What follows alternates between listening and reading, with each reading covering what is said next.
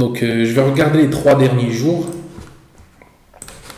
Donc on peut voir pour 177 dollars dépensés, après le dollar aujourd'hui c'est comme l'euro, donc 177 euros dépensés, on a généré 3900 euros. Donc on a fait du x22 à peu près, ou x21.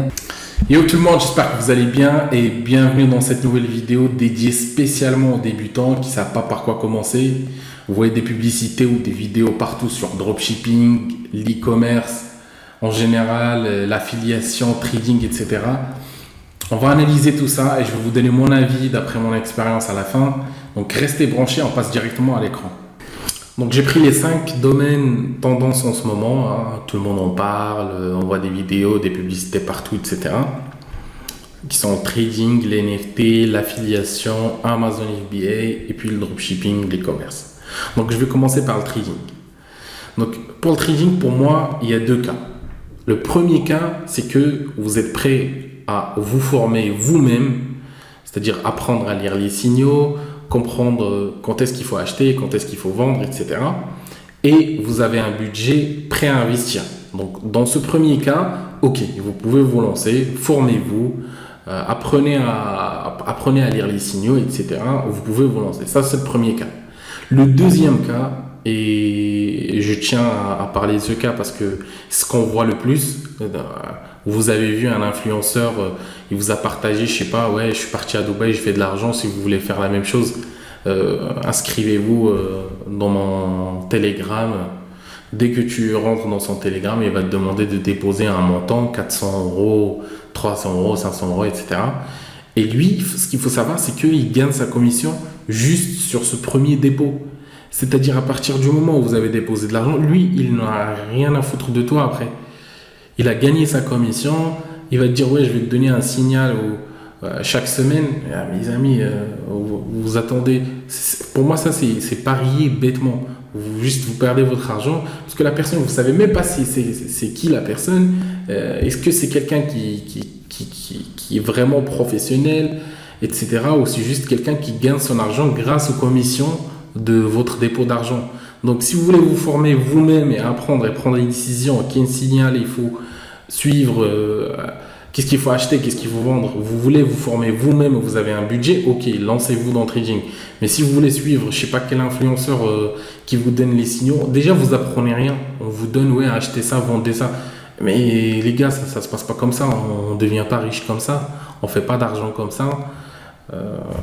Donc dans ce deuxième cas, ça sert à rien, vous allez juste perdre votre argent. Et pareil pour les NFT et le crypto. Si vous avez un budget que vous êtes prêt à perdre, parce que vous avez vu récemment la chute de crypto, si vous avez un budget que vous êtes prêt à perdre, ok, vous pouvez investir. Voilà, si vous le perdez, c'est pas grave, vous avez appris quelque chose. Mais si vous n'avez pas de budget, vous avez un petit budget, ça sert à rien de gaspiller votre argent dans ce genre de domaine. Après, c'est mon avis personnel. Vous pouvez faire ce que vous voulez. Donc le troisième domaine, c'est l'affiliation. L'affiliation, c'est quoi? C'est de toucher une commission à chaque fois que quelqu'un achète un produit ou un service en utilisant ton lien.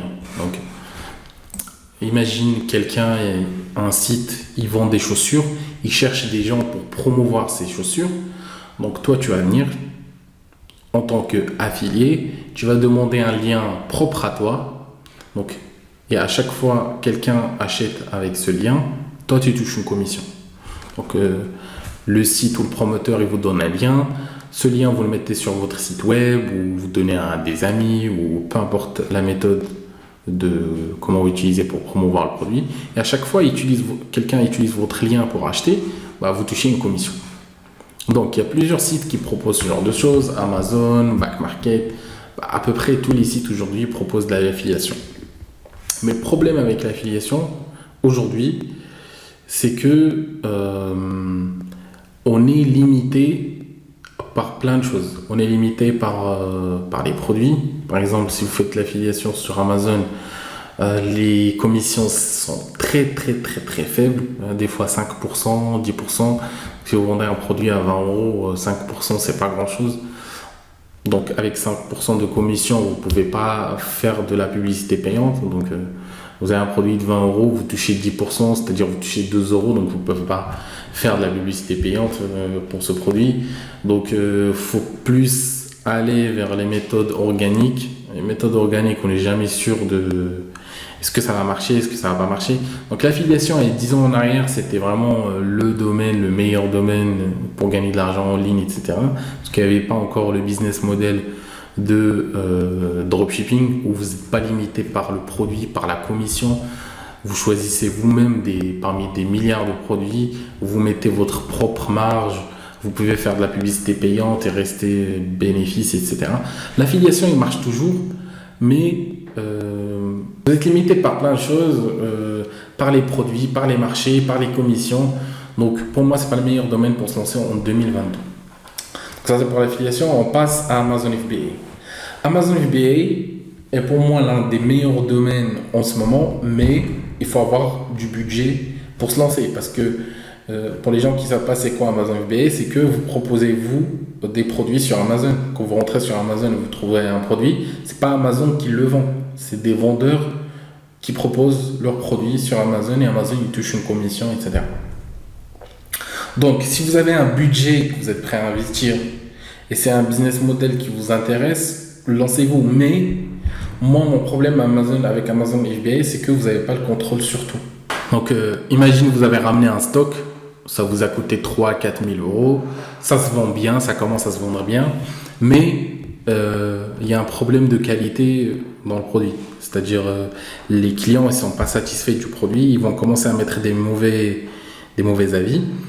Et Amazon, quand il voit quelqu'un qui a beaucoup de mauvais avis, il vous bloque.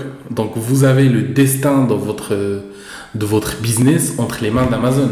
Demain, il y a un problème avec Amazon, vous n'avez plus de business. Vous n'avez pas le contrôle sur tout. C'est pas comme si vous avez votre propre site web. Demain, je sais pas, Shopify il me bloque, j'ai toujours mon nom de domaine, j'ai toujours mes trucs, je vais ouvrir un autre site web chez eux ou chez Wix ou chez peu importe quel fournisseur, quelle plateforme. Et j'ai toujours mes produits, j'ai toujours tout. Si demain Stripe ou PayPal me bloque, je peux ouvrir un autre Stripe ou un autre PayPal et je continue à travailler. Et il n'y a personne qui me contrôle à 100%. Mais sur Amazon, si on ferme ton compte, bah, t'es mort. Et en plus, les gens qui travaillent sur Amazon FBA, ils savent très bien ça. Quand on ferme ton compte sur Amazon, c'est très très très très difficile d'avoir un autre compte. C'est très très très compliqué. Il faut envoyer plein de documents, il faut passer par plein de chemins pour ouvrir un autre compte Amazon. Donc, c'est un business model qui marche, mais 2 points, il faut avoir un bon budget pour commencer.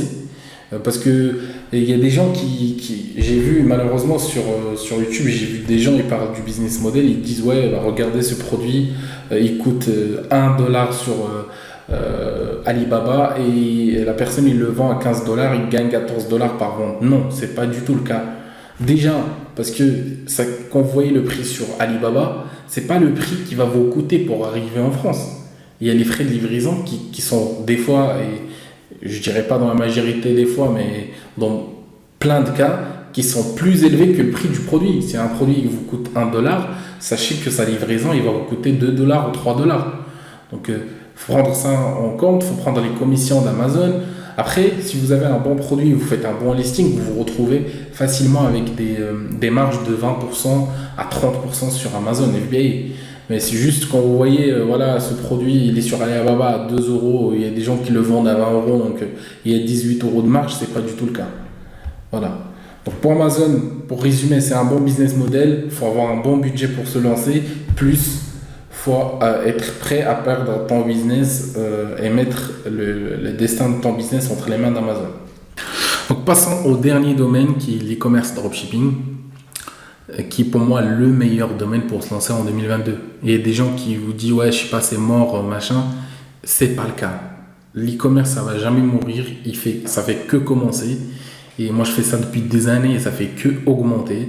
C'est le meilleur domaine pour se lancer en 2022. Tous les points négatifs qu'on a vus dans les autres domaines, bah, on les trouve presque pas dans l'e-commerce. Il y a d'autres problèmes dans l'e-commerce et le dropshipping, certes. Mais par exemple, en comparant avec le trading et NFT, si vous suivez les signaux de quelqu'un, vous apprenez rien et vous mettez votre destin, votre business entre les mains de quelqu'un qui vous donne les signaux. Ici, c'est pas le cas. C'est vous qui contrôlez tout. Vous apprenez tous les jours. Par rapport à l'affiliation, ici, vous mettez votre propre marge. Vous choisissez le produit que vous voulez. En comparant avec Amazon, vous n'avez pas votre business entre les mains de quelqu'un. Si demain, Shopify ou je sais pas quoi, ils ferment votre site web, même si ça arrive très très rarement, vous prenez votre site, vous le mettez sur une autre plateforme. Sur Wix, sur BigCommerce, sur WooCommerce, que vous voulez, ou vous créez même votre site à zéro et vous vendez votre produit. En gros, vous avez le contrôle sur tout et vous n'avez pas besoin d'un grand budget pour commencer, mais vous avez besoin d'un budget pour commencer.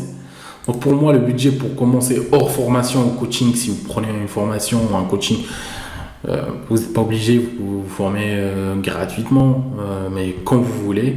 Mais si vous prenez une formation, un coaching, il faut avoir en plus de ça un budget minimum de 1000 euros.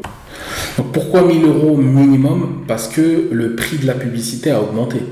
Il y a 3 ans, 5 ans en arrière, le CPM par exemple en France était à 3-4 euros. Aujourd'hui, il augmente à 9-10 euros pour les produits lambda et ça va continuer à augmenter. Après, vous pouvez toujours avoir des coûts publicitaires très faibles. Je vais vous montrer l'un de nos sites web, je vais essayer de cacher. Donc je vais actualiser pour les gens qui disent c'est peut-être pas vrai, je sais pas quoi. Voilà, j'actualise. Voilà, on est bien le 3 septembre aujourd'hui. Voilà. Donc je vais regarder les 3 derniers jours. Donc on peut voir pour 177 dollars dépensés. Après le dollar aujourd'hui c'est comme l'euro, donc 177 euros dépensés. On a généré 3900 euros. Donc on a fait du x22 à peu près au x21. Donc moi si j'arrive à avoir ce genre de résultats aujourd'hui, c'est parce que ça fait des années que je fais ça. Aujourd'hui je sais exactement quel site il faut utiliser, quel produit il faut choisir, comment faire de la publicité, comment créer une publicité gagnante, comment trouver le produit gagnant, etc. Donc ça fait des années que je fais ça, c'est pour ça que j'arrive à avoir ce genre de résultat. Demain, si vous commencez, vous n'allez pas avoir ce genre de résultat le lendemain. Donc, il faut être prêt, il faut avoir un budget minimum 1000 euros. Si vous pouvez avoir plus, mieux c'est. Parce que si vous avez plus de budget, vous pouvez vous permettre de tester plus de produits, de laisser un produit en phase de test plusieurs jours. Parce qu'il y a des produits, dans les 2 premiers jours, ça ne marche pas. Mais après, ça va marcher, etc. Et ça, c'est juste pour dire, ça c'est un produit, il est encore en testing. On est encore dans la phase de test, on n'a pas encore scalé, on attend juste d'avoir plus de chiffres pour analyser nos résultats, après on va scaler. Mais vous pouvez avoir aujourd'hui, on est le 3 septembre 2022, vous pouvez avoir ce genre de résultats sur Facebook, par exemple. Pareil sur Snapchat, TikTok, etc. Ça marche et ça va toujours marcher. Ça va continuer à marcher, ça fait que augmenter année après l'autre. Donc pour résumer, si vous voulez vous lancer en 2022, moi ce que je recommande personnellement c'est l'e-commerce, mais vous devez être prêt à investir du temps et de l'argent, et surtout du temps quand on est débutant. On n'a pas beaucoup de budget, mais on a beaucoup de temps. Donc il faut se mettre à fond. Les gens qui vous disent oui, avec 1 heure par jour, vous pouvez réaliser des centaines de milliers d'euros, ça n'existe pas et ce n'est pas vrai. Quand vous êtes débutant, vous n'avez que votre temps, donc mettez-vous à fond, testez plusieurs produits, apprenez, regardez des vidéos, lisez des articles, testez, surtout testez. C'est comme ça qu'on apprend. Même si vous regardez 100 vidéos, si vous ne testez pas, si vous ne mettez pas l'exécution dans le process, vous n'allez pas gagner d'argent, vous n'allez rien apprendre. Donc c'est tout pour aujourd'hui, j'espère que vous avez kiffé la vidéo. N'hésitez pas à poser vos questions dans les commentaires, je réponds à tout le monde. À vous abonner, à laisser un petit pouce bleu et je vous dis à la prochaine.